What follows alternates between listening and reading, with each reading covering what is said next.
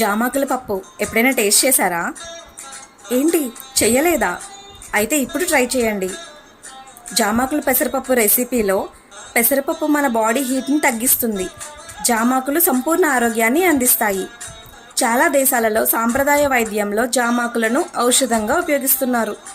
ఇంకా హెయిర్కి, స్కిన్కి కూడా ఉపయోగిస్తున్నారు.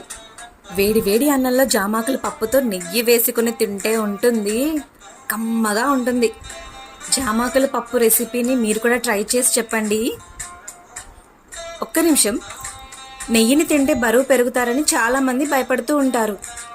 అస్సలు భయపడకండి.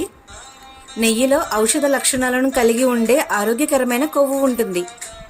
పరిమితిలో తినొచ్చండి. ఈ వీడియో కనుక మీకు నచ్చినట్లయితే ప్లీజ్ లైక్ చేయండి, షేర్ చేయండి, నా ఛానల్ని సబ్స్క్రైబ్ చేయండి. ఉంటాను. Bye bye. Thank you.